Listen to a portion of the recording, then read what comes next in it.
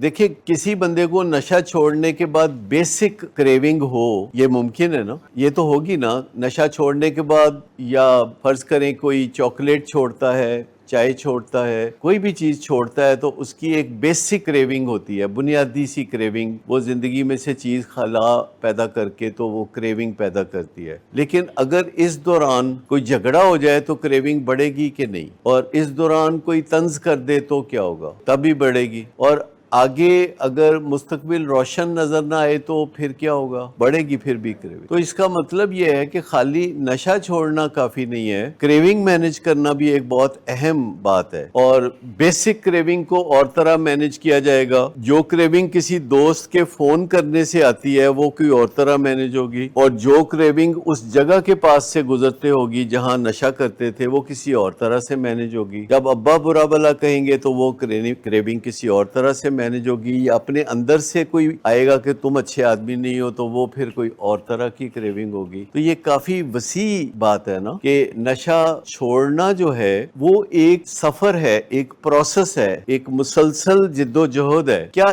इन मानों में लोग सोचते हैं कि नशा छोड़ना एक मुसलसल सफर है जिसमें रास्ते में ठोकरें भी लगती हैं, बंदा गिर भी सकता है, फिर उठ के चल भी सकता है? अगर आप इसको अंडरस्टैंड करना चाहें तो मुझे बताइए कि जो लोग डाइटिंग करते हैं या वजन कम करने की जिद्दोजहद में होते हैं वो क्या कर रहे होते हैं? कभी 4 दिन ज्यादा परहेज कर लिया, कभी बीच में एक दिन पराठा खा लिया। लेकिन अगर उनका ये आइडिया ज़हन में रहता है कि मैंने वजन कम करना है तो फिर ईमान सलामत है। लेकिन अगर उनके ज़हन में है कि मैंने वजन कम नहीं करना, अब मैंने जो मर्जी खाना है, जितना मर्जी खाना है, तो इसका मतलब है कि उसका जो बुनियादी अकीदा है वो बदल गया है। इसको हम रिलैप्स कहते हैं। यानी नशे की बीमारी में रिलैप्स ये नहीं है कि कोई बंदा नशा कर लेता है। रिलैप्स ये सोच है कि मैं नशे के साथ ही जिंदगी गुजारूंगा, और ईमान इसमें यह है कि मैं नशे के बगैर जिंदगी गुजारूंगा। यानी सबसे पहले ये फैसला अंदर से उभरना चाहिए कि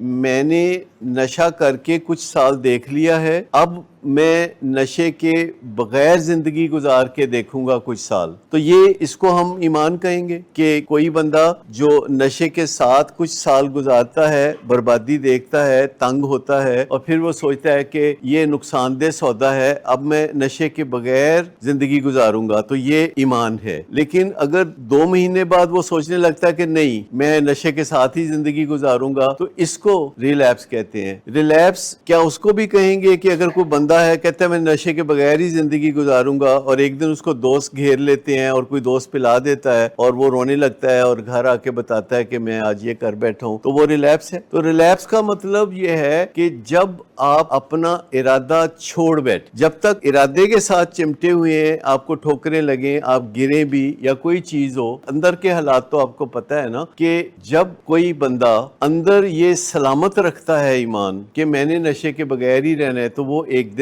नशे के बगैर रहेगा।